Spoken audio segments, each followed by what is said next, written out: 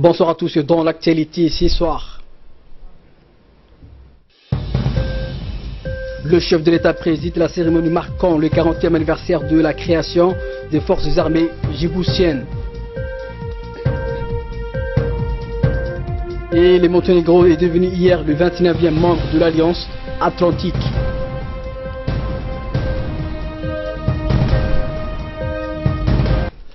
Nous ouvrons ce journal par ce message de félicitations adressé par le chef de l'État au roi de Suède.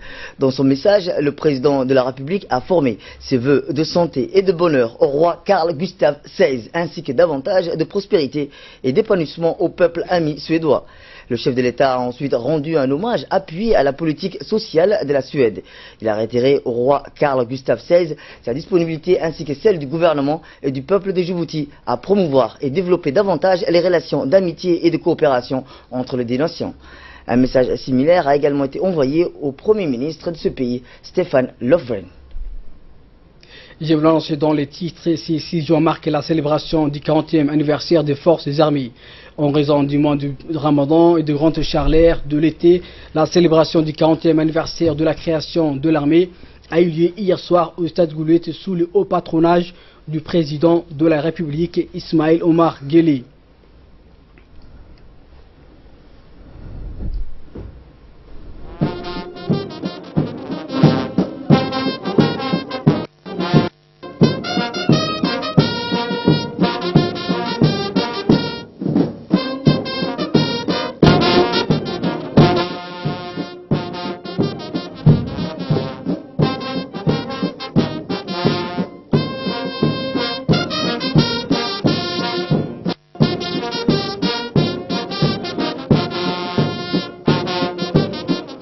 Arrivé sur le lieu, le président de la République et chef suprême des armées a été accueilli par le ministre de la Défense chargé de relations avec le Parlement, M. Ali Hassan Bahdon, et le général des divisions Zakaria Cheikh Ibrahim, chef d'état-major général des armées. Le président de la République a directement entamé la cérémonie par une revue des troupes et rassemblé tout autour du stade Goulet pour marquer l'événement.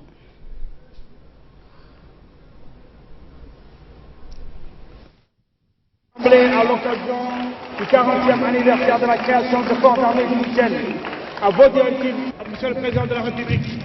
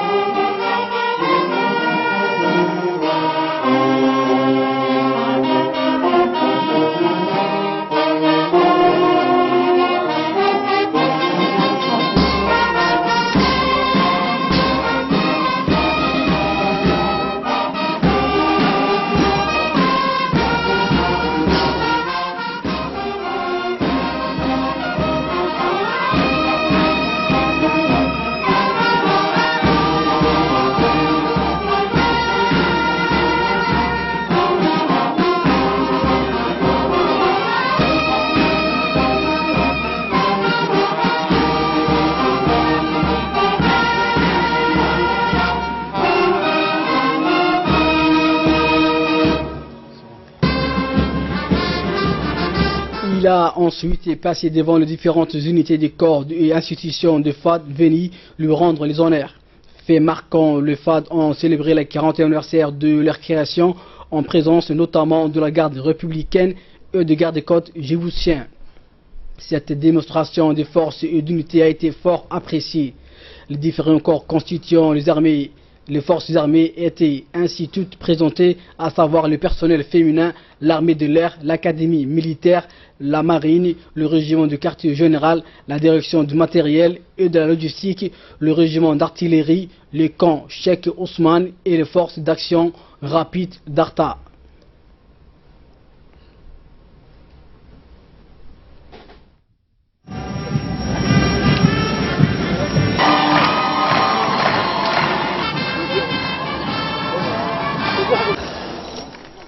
À l'issue de la revue des troupes, le président de la République, son Excellence Ismaël Omar Guelleh, s'est incliné devant la stèle symbolisant le monument aux martyrs de l'armée où la Fatiha a été lue.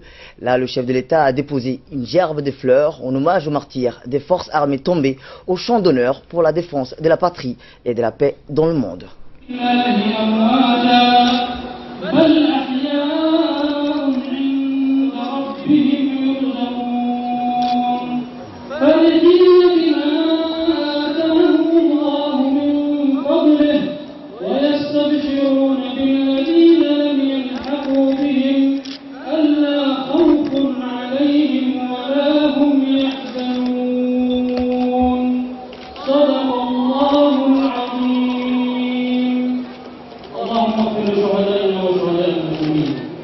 اللهم اغفر لهم وارحمهم وعافهم واعف عنهم واكرم نزلهم ووسع مدخلهم وغسلهم بالماء والثلج والبرد ونقهم من الذنوب والخطايا كما ينقى الثوب الابيض من الدنس. اللهم واكل دارا خيرا من دارهم واهلا خيرا من اهلهم واعذهم من عذاب القبر ومن فتنه النار يا رب العالمين. اللهم وادخلهم الجنه دار السلام.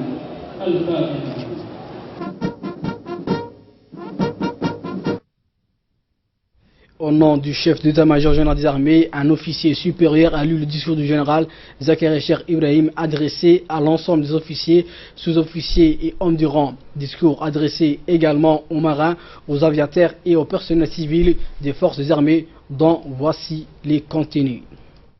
Ordre du jour du CMGA, à l'occasion du 40e anniversaire de la création des forces armées djiboutiennes. Officiers, sous-officiers et militaires du rang, marins, aviateurs et personnel civil des armées.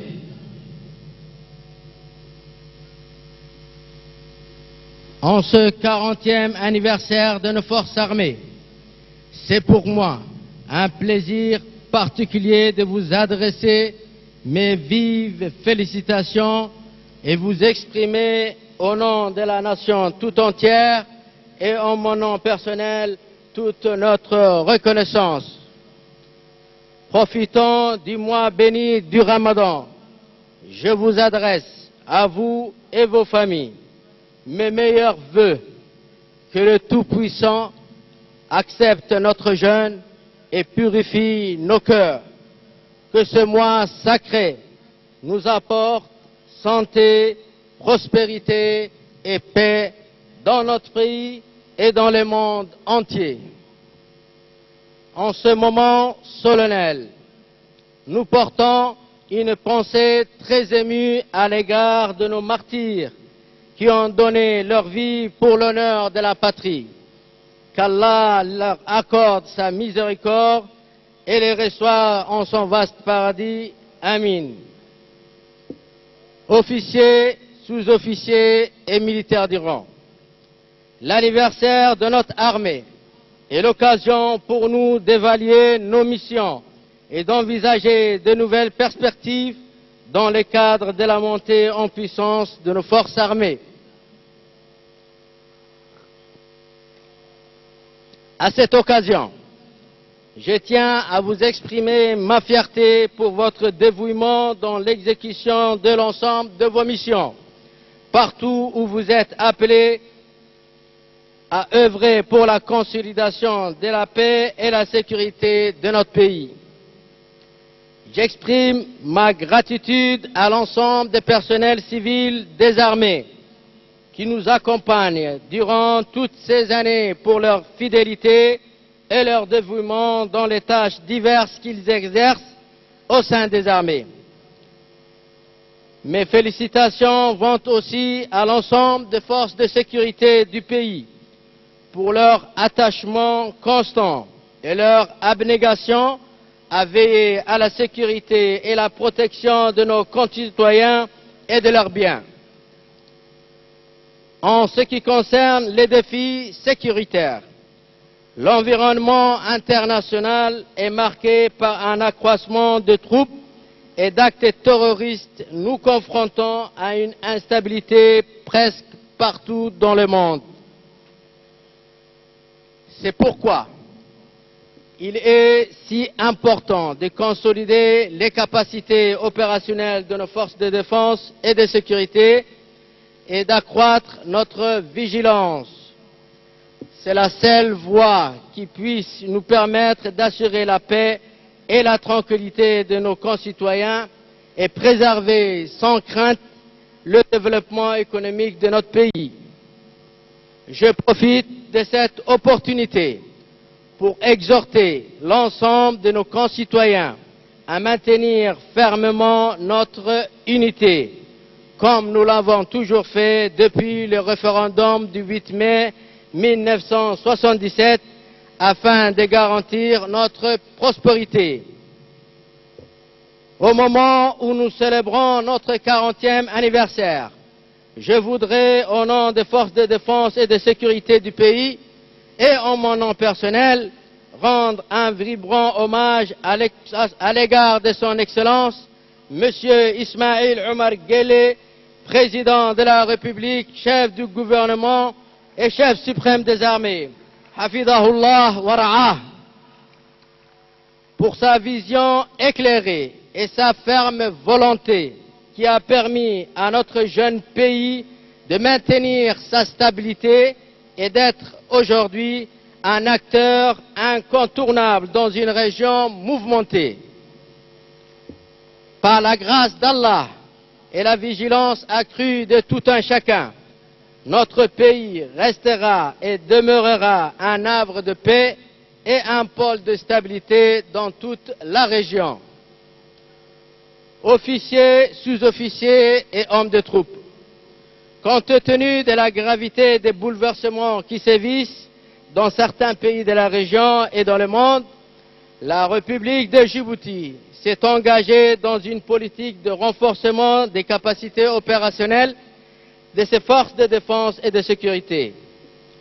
En matière de défense, le but de cette initiative est de constituer sans tarder une armée opérationnelle, une armée performante qui puisse s'adapter aux différentes situations à l'intérieur du pays, mais aussi dans la région. Pour y parvenir, nos forces armées poursuivront un plan de réforme. Cette vision stratégique de son Excellence Al-Hajj Ismaïl Omar Guelleh, Président de la République, chef suprême des armées, décrite dans le livre blanc 2017-2020 sur la stratégie de défense et de sécurité, nous nous engageons à l'appliquer rigoureusement.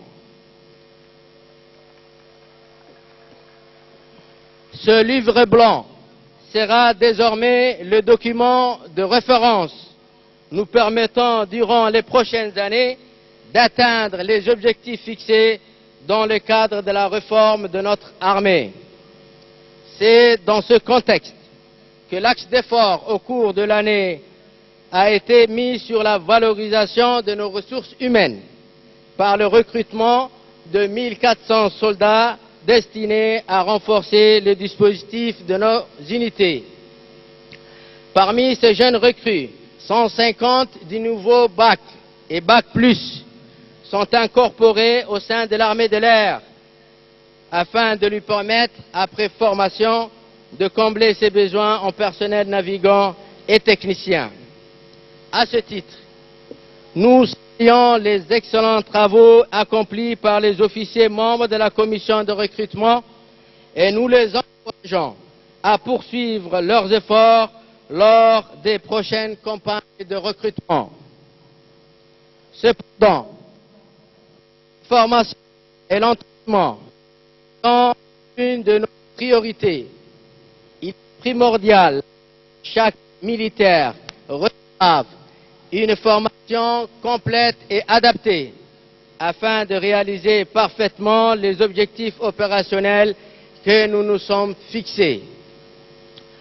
Je suis conscient de la difficulté à assurer pleinement ce domaine, compte tenu de l'engagement de nos forces en Somalie. Le déploiement de nos soldats au sein de la MISOM et la préparation de la relève annuelle, presque 3000 soldats, use une ressource importante en personnel et en moyens au regard de l'effectif global des forces. Toutefois, je sais pouvoir compter sur l'ensemble des cadres et plus particulièrement sur les chefs de corps et commandants de formation pour trouver un équilibre entre cet effectif réduit et le maintien en condition de nos unités. Ainsi, je porte une grande attention à la reprise des activités d'entraînement opérationnel et de cohésion, le roulement des unités au sein des corps des régions de l'intérieur, en particulier celles des postes isolés, et l'organisation des journées portes ouvertes par les chefs de corps pour recueillir les doléances de nos soldats qui ont besoin d'être écoutés et considérés. Seule votre capacité d'adaptation permettra de mener à bien cet effort. Pour leur part, la division logistique et la division opérationnelle en particulier doivent apporter le soutien nécessaire au corps et assurer le pilotage des programmes d'entraînement. Aussi, en partenariat avec les armées des pays amis, nous nous attachons à accroître les formations et les spécialisations de haut niveau dans tous les domaines et à mettre à jour notre système de formation militaire.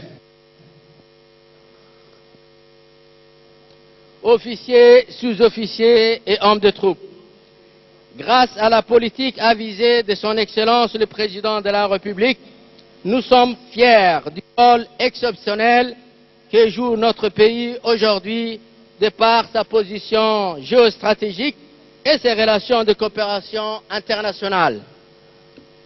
La présence sur notre territoire des forces des grandes puissances du monde dans le cadre de la lutte contre les fléaux nuisibles à la sécurité internationale souligne bien l'ouverture politique de la République de Djibouti. Considérant notre coopération militaire avec les pays amis, le bilan est très satisfaisant.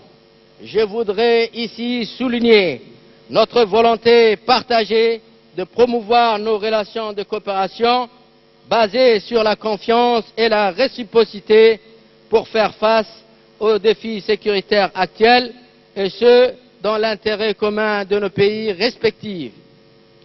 À titre illustratif, nous avons signé en décembre 2016 un partenariat avec l'armée populaire de Chine, un accord relatif à une assistance militaire sous forme d'un don de matériel important destiné à renforcer notre armée dans toutes ses composantes, terre, air et mer.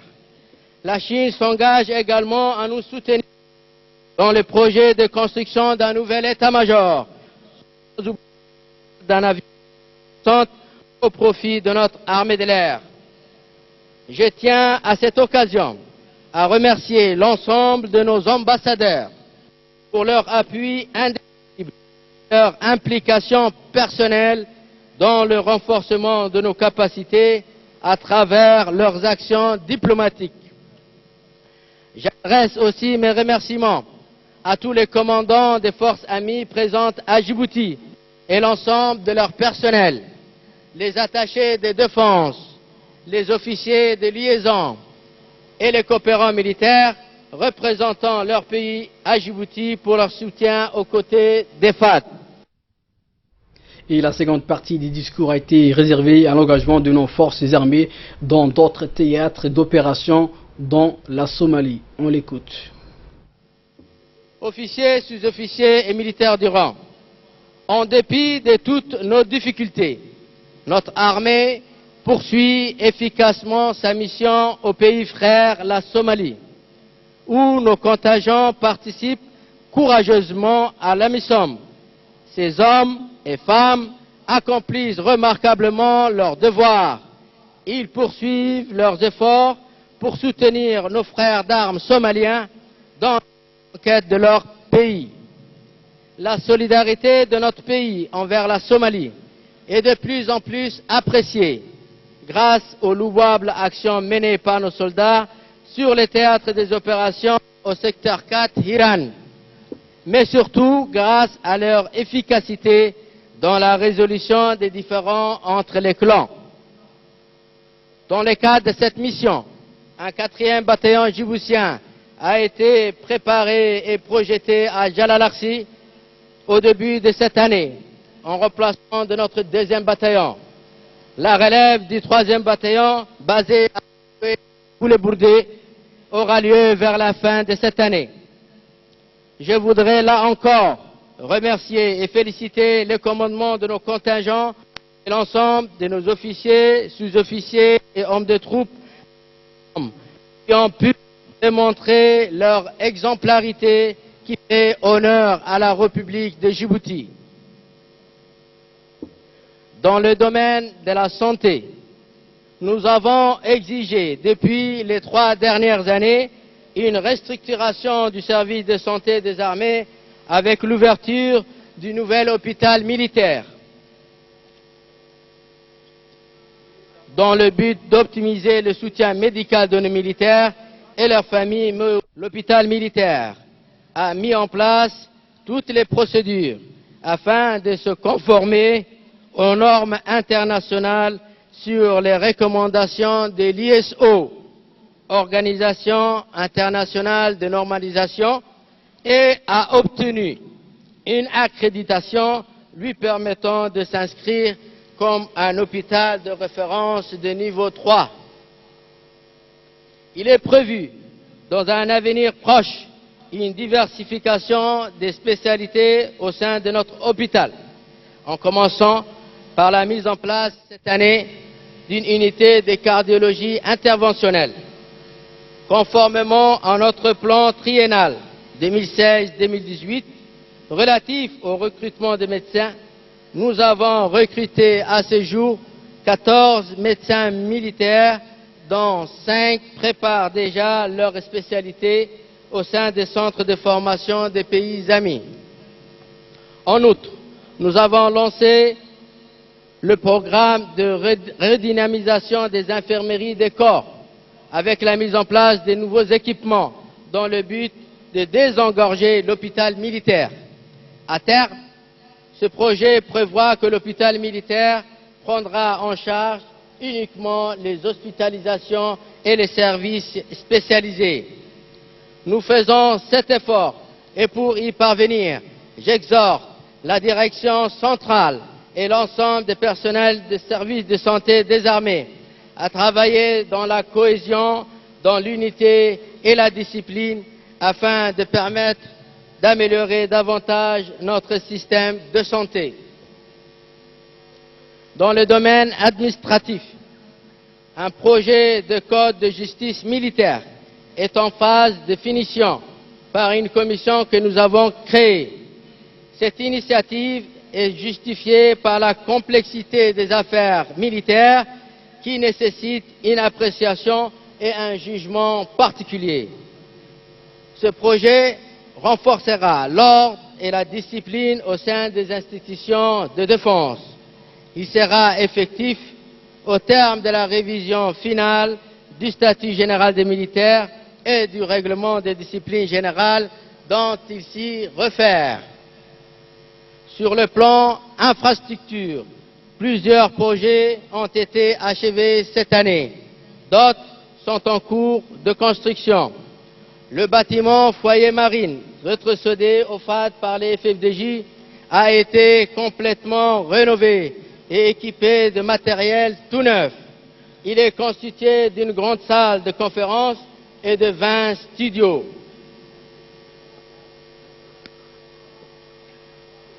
Le centre d'urgence Halas a été totalement réaménagé avec une extension des locaux que nous avons équipés de nouveaux matériels afin de renforcer ses capacités d'accueil.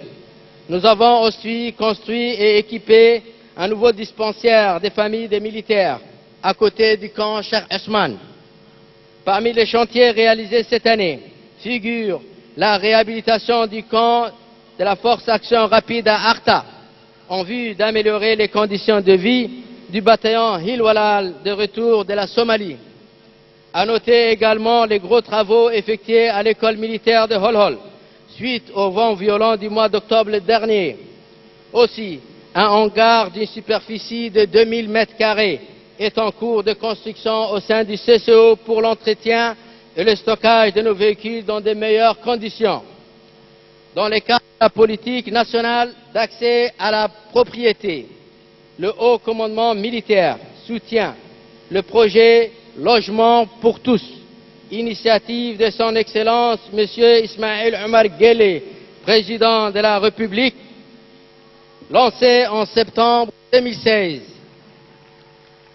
Il est à préciser qu'une commission militaire a été mise sur pied pour évaluer les besoins au logement au profit des personnels militaires aux ressources très réduites et en même temps coordonnées avec le ministère de l'Habitat.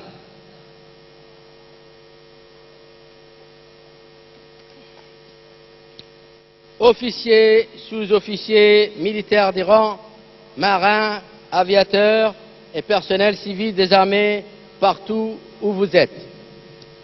En ce moment où nous célébrons le 40e anniversaire de nos forces armées, nous rendons hommage à tous ceux qui ont lutté pour l'indépendance de notre pays. Nous apprécions hautement leur courage, leur force et leur dévouement pour la liberté, l'honneur et la souveraineté de notre peuple. Au nom de la nation djiboutienne tout entière, nous leur exprimons notre gratitude. Aussi, c'est pour nous l'occasion de se rappeler notre histoire et le parcours remarquable de notre nation, traduisant la détermination et l'abnégation d'un peuple uni. 40 années d'existence marquées par l'effort et le sacrifice des hommes et des femmes qui se sont dévoués pour garantir la paix et la prospérité de notre pays. Oui, durant ces années, notre jeune pays a connu une avancée significative, des évolutions fort louables en vue d'atteindre les objectifs de développement et rester en phase avec l'évolution du monde. Ceci témoigne de la persévérance du peuple djiboutien et surtout de la volonté du président de la République de conduire notre pays à la place importante qu'il occupe aujourd'hui sur la scène internationale.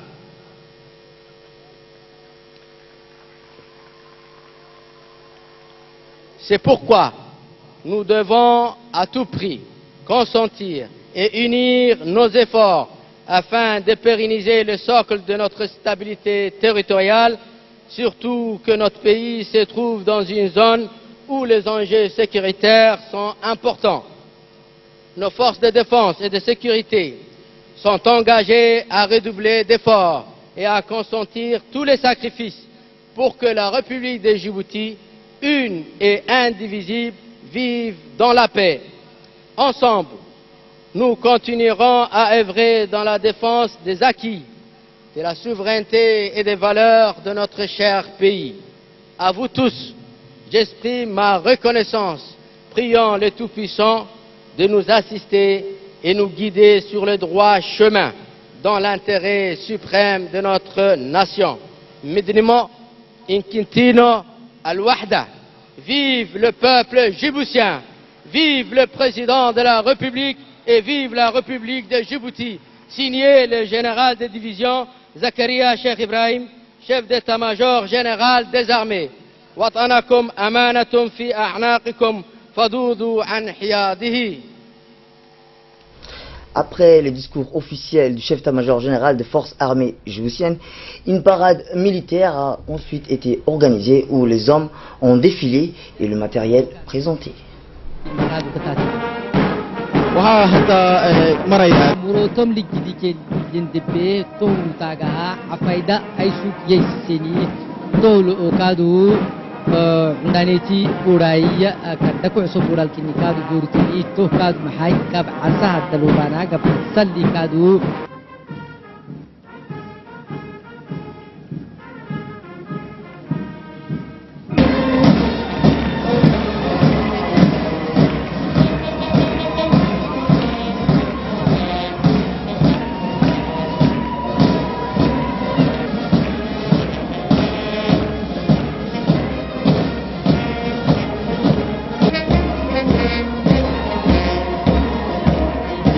ay u kala qaybtamaan cutubyo kala duwan amba qaybo kala duwan. Hadda waxaa halkani difle ku maray waa qaybtii ay hogaaminayaan ay horkacayaan ciidamada qalabka sida ee Bafao ka socda.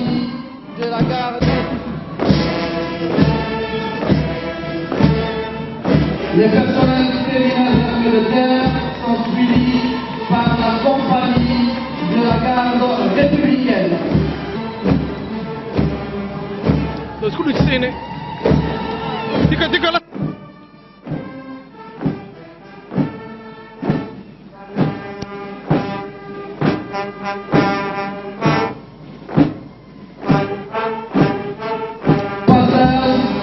La compagnie des gardes-côtes djiboutiennes.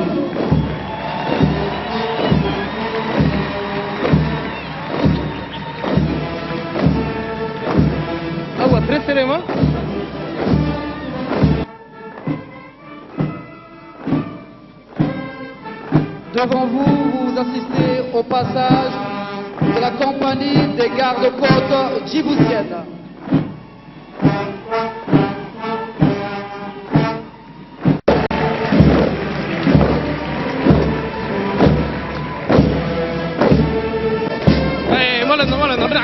Suivi de la compagnie de la marine nationale.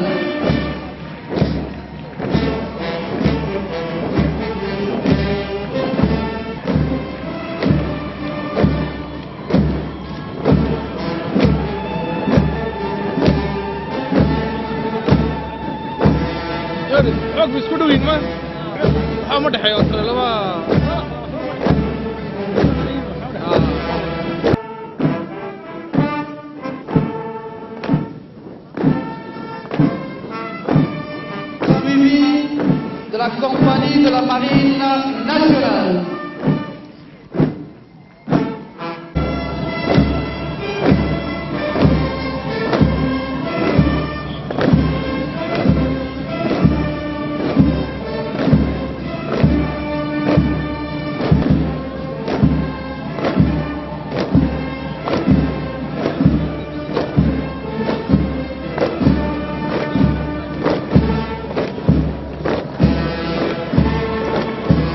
Au bloc champ.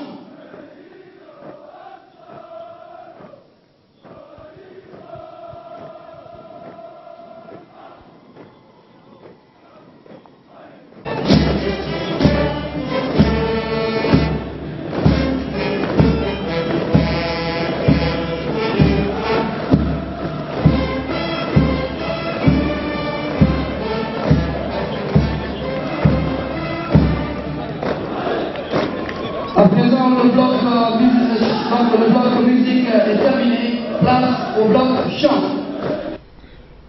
Toujours la parade militaire où les hommes ont défilé devant les officiels, dont le président de la République, chef suprême des armées, son Excellence Mal Merguele.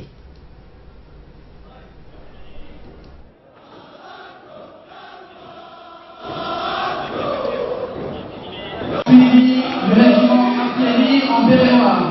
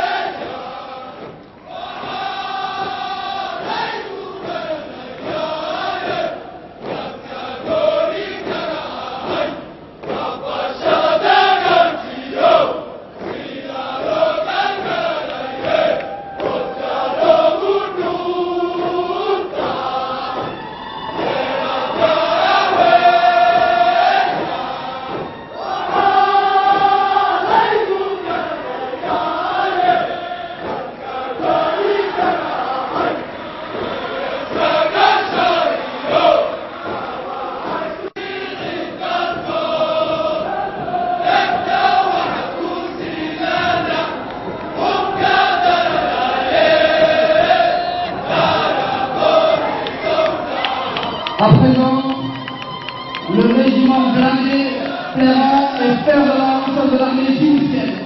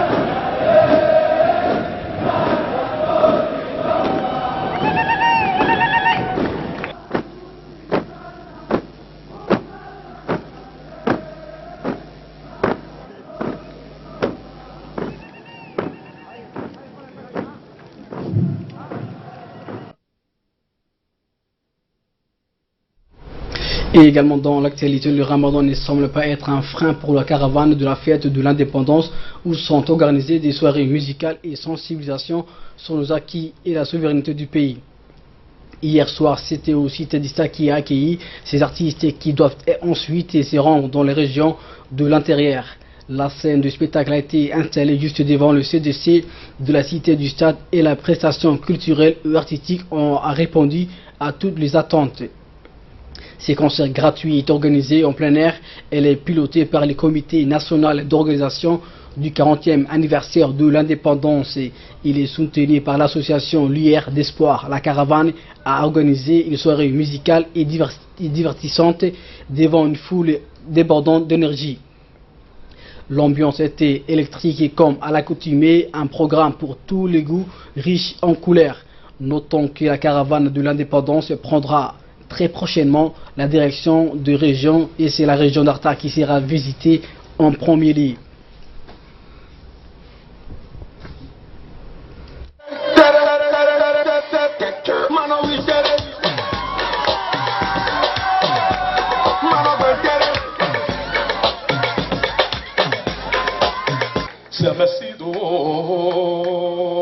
سمسيدو إسماعيل وكان كده الكينا إيو سيدات نبض وحناتي أبو ولا سوغي أبو ولا سوغي كنوسي وليغا سراي آنو سعوني خيل كنوسي وليغا سراي آنو سعوني ودبناي نحدنا عندمانو عندواش لاين الله يو نفتيدا سيدي بانو دافا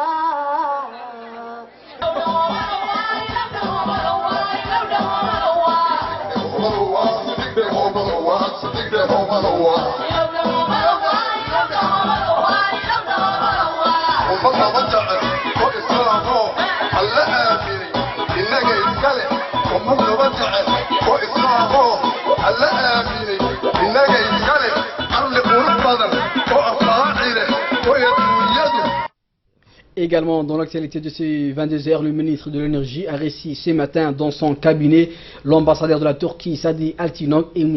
Hakanti Tunali, directeur général de la société turque AXA Global Rental Power. Le diplomate turc a présenté au ministre la société AXA, spécialiste mondiale dans la fourniture de modules d'énergie de gaz naturel de haute qualité par les pays de contrats à court et moyen terme, offrant une gamme de puissance de 1 à 1000 MW. Les discussions entre les deux parties ont tourné autour d'un partenariat gagnant-gagnant. Le ministre partisan de la diversification de partenariats avec la Turquie a souhaité que son département et la société turque commencent à explorer les voies et les moyens d'un réel partenariat. Autre nouvelle, le coup d'envoi d'une formation initiant au métier de la communication fut donné ce matin au centre d'autonomisation des femmes de Belbela, sous le gîte de la secrétaire générale du ministère de la Femme et de la Famille, Mme Yasmine Salem. Cette formation initiée par le ministère de la Femme et de la Famille au bénéfice des pensionnaires du centre d'autonomisation des femmes sera scindée en 2 volets. Le premier a débuté ce matin et est perçu comme une immersion introductive. Il devra être suivi de 3 semaines de formation. Durant cette courte période, la trentaine d'appartenantes engagées dans le cursus qui toutes disposent d'un niveau bac à plus suivra les cours en tronc commun. Les niveaux et aptitudes respectifs seront testés et évalués. Puis les apprentissages reprendront dès la rentrée éducative prochaine, prévue en septembre pour une session étalée sur une année scolaire. Prenant et en entière, l'effectif sera alors subdivisé en segments optionnels tels que l'apprentissage des techniques de la vidéo et du montage de la post-production ainsi que la technique des sonorisations et de la lumière. Le but, si nous avons pensé à vous former dans ce domaine, c'est qu'on s'est rendu compte qu'il n'y a pas beaucoup de femmes formées en audiovisuel. Et nous voulons dorénavant, le ministère de la Femme et de la Famille, les métiers dits masculins soient occupés également par des femmes. Il n'y aura plus de métiers dits masculins, il y aura des métiers pour tout le monde. Éducation à présent, les épreuves écrites du brevet d'enseignement professionnel, autrement dit BEP, session 2017, se poursuivent dans les différents centres d'examen des lycées techniques de la capitale et ainsi que des régions. Ces épreuves seront suivies du baccalauréat professionnel à partir du 11 juin prochain. Cette année, quelques 704 candidats dans les différentes filières du BEP et 917 candidats pour le bac pro sont inscrits et composent ces deux examens de l'enseignement technique et professionnel dans les différents centres d'examen. Le directeur général de l'enseignement technique et de la formation professionnelle, M. Abdelkader Ahmed, accompagné de son équipe, a effectué ce matin une tournée des supervisions au LIC et au lycée technique de Gabod. Cette tournée de supervision a été l'occasion pour les responsables de s'enquérir du bon déroulement des épreuves et ont unanimement constaté que les dispositions du déroulement des examens ont été respectées et ont été conformément aux directives du ministère.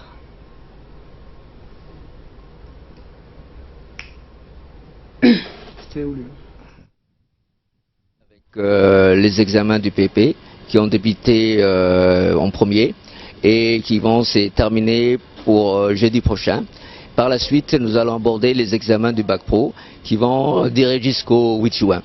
Et toutes les conditions ont été réunies. Le ministère a mis en place tous les moyens logistiques pour que les sujets d'examen puissent parvenir dans les différents centres, que ce soit à Djibouti, ville ou dans les régions de l'intérieur.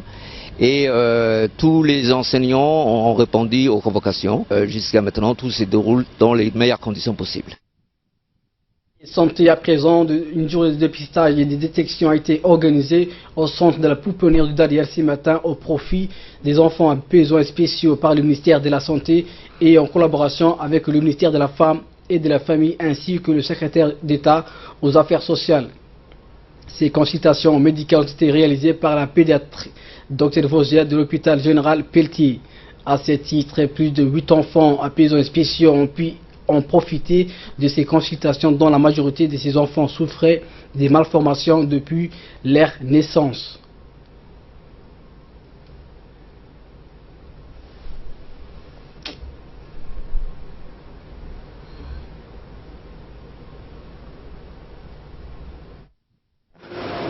Donc il y a eu d'autres enfants aussi qui présentent des déficits sensoriels, donc des déficiences moteurs avec des appareillages qui ont été mis en place.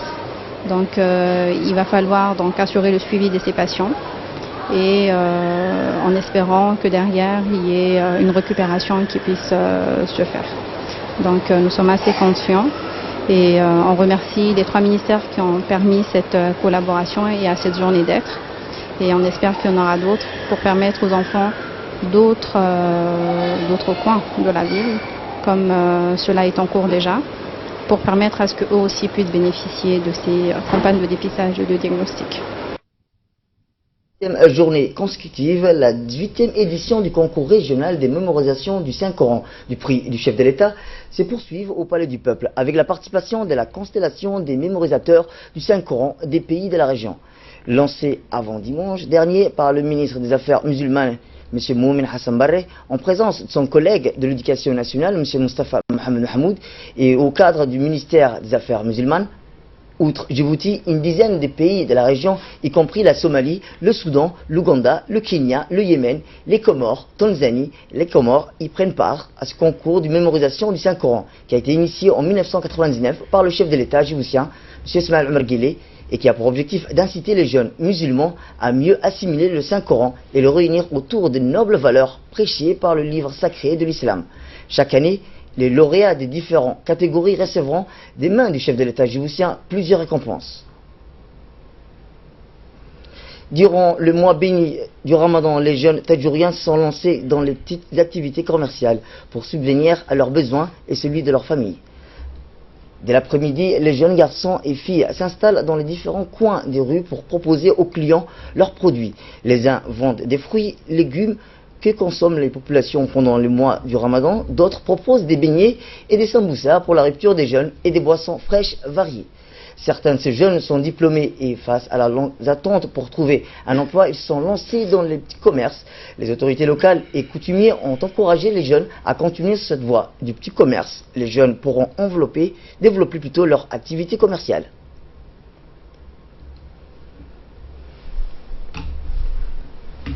Dont ils en ont besoin. Et voilà, on contribue toujours au développement de notre région. Et là, aujourd'hui, ce qui fait par rapport aux années précédentes, aujourd'hui on est nombreux. Comme vous pouvez le constater, vous pouvez voir dans chaque coin des jeunes voilà, qui sont ambitieux, qui ont des volontés, qui ont envie de faire quelque chose. Mais malgré qu'ils n'ont pas toujours les moyens, j'espère que les institutions qui sont chargées peuvent leur aider aussi en leur octroyant des crédits. On lui dit merci beaucoup et merci à nos dirigeants aussi, monsieur le préfet, monsieur le président, sans oublier notre honorable sultan et les vizirs. Ramadan Mubarak. L'actualité à travers le monde à présent, le Monténégro est devenu hier le 29e pays membre de l'OTAN. Lors d'une cérémonie au département d'État à Washington, le chef de la diplomatie du Monténégro, Darman Monovic, a remis au représentant américain Thomas Shannon le document formalisant son accession. En intégrant ce petit pays de 620 000 habitants, l'OTAN contrôle désormais tout le littoral nord de la Méditerranée depuis le détroit de Gibraltar jusqu'à la Syrie. Mais l'entrée du Monténégro, qui fit partie de l'Est Yougoslavie communiste au sein de l'OTAN, est perçue par Moscou comme une provocation. Voilà donc l'essentiel de l'actualité. Merci à vous de l'avoir suivi.